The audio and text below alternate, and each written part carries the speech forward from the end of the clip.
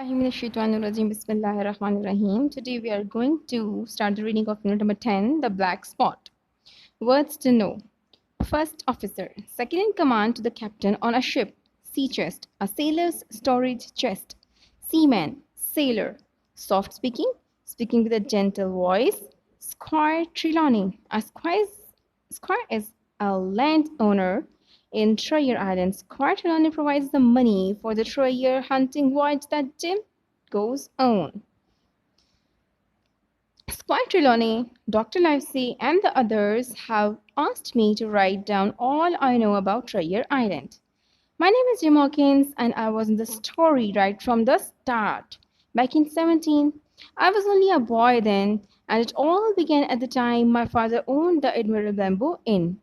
I remember so clearly the day when the old seaman came to stay. I can almost see him in front of me as I write. He arrived with a sea chest, a tall, strong man with a cut across one cheek. The old seaman stood outside, looking around. Our inn was on the cliffs above Black Hill Cove and was a wild, lonely place, but the seaman seemed to like it. Do many people come here? He asked. No, my father told him. Then it's the place for me, said the seaman. I will steer her for a bit.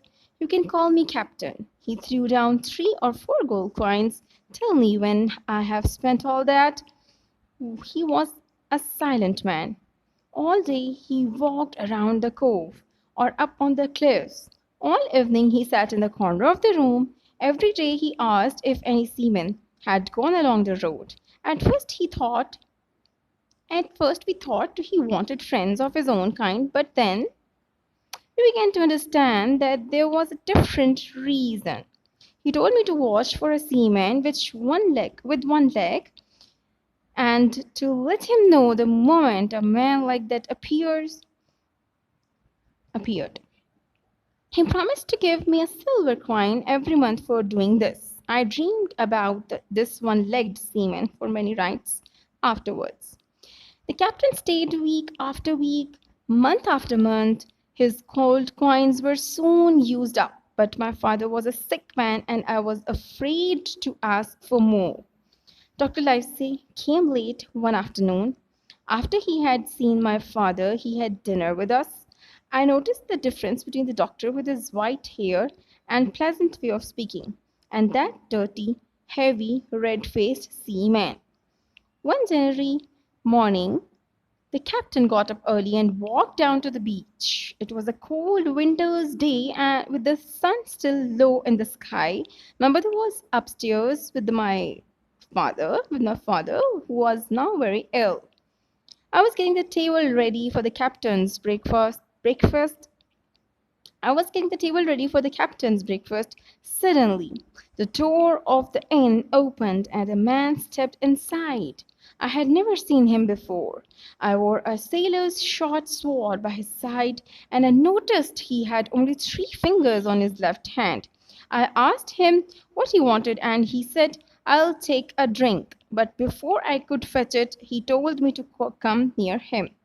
Is this table for my old friend Bill? The stranger asked with a terrible smile. I told him I didn't know his friend Bill, and the breakfast was for a man who was staying at the inn. We call him the captain, I said. Does he have a sword cut on his face? He asked. Yes, I said. That's Bill, said the stranger. Is he here? I told him the captain was out walking and the man waited like a cat waiting for a mouse. I did not like the look on his face and was sure the captain would not be pleased to see him. When the captain came back, the man pulled me behind the door. The captain opened the door and walked across the room. Bill, said the stranger. The captain turned quickly and saw us. The color went from his face and he looked old and sick. Black dog, he said. He stared at the stranger. And what do you want? You and I'll sit and talk like old friends, said Black Dog. They told me to go away. I went out of the room, but the voices became louder. No, no, and that's an end of it.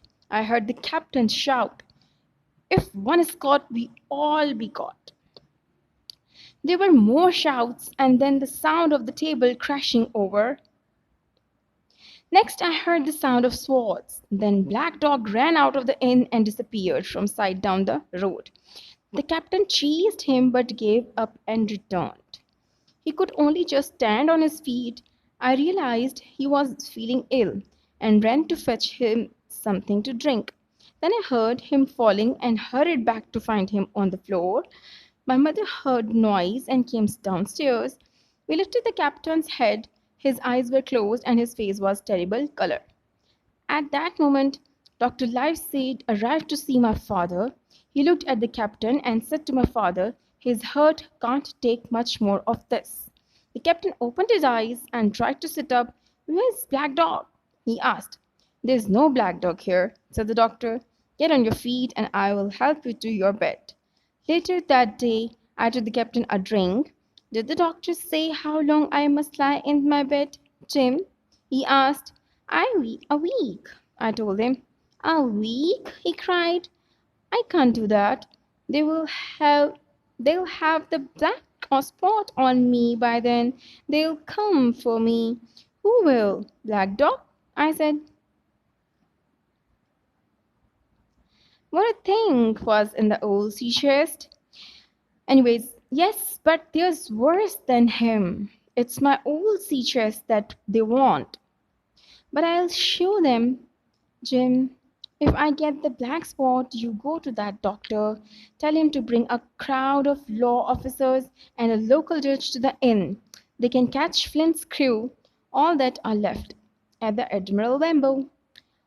I was Flint's first officer, and I'm the only one who knows the place. He told me when he was dying, "But don't call the law unless they give me the black spot. Or if you see the seaman with one leg, he's worse than any of them." "But what is the black spot, Captain?" I asked. "That's a message, boy.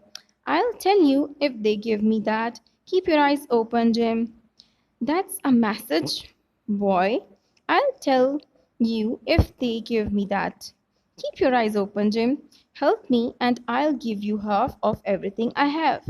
He talked for a little longer, then fell into a heavy sleep, and I left him. A couple of days later, at about 3 o'clock in the afternoon, I was standing at the door of the inn when I saw a blind man coming along the road. He was feeling his way with a stick. "Will any kind friend tell a poor blind man where he is?" he said. "You are at the Admiral Benbow Inn, Black Hill Cove, my good man," I said. "I hear a young voice," he said. "Will you give me your hand, my young friend, and take me inside?" I held out my hand, and the terrible, soft-speaking eyeless man took hold of it like a dog biting a bone. He pulled me violently towards him. "Now, boy," he said, "take me to the captain or I'll break your arm." And I had never heard a voice so cruel and cold. I was so frightened by the blind man's violence that I obeyed him without question. The captain saw the blind man, and a look of fear passed across his face. "Sit where you are, Bill," said the blind man. "I can't see, but I can hear a finger move. Hold out your right hand." I watched him put something in the captain's hand. "And now that's done," said the blind man, and he quickly went out of the inn. I heard the stick tap tapping away along the road.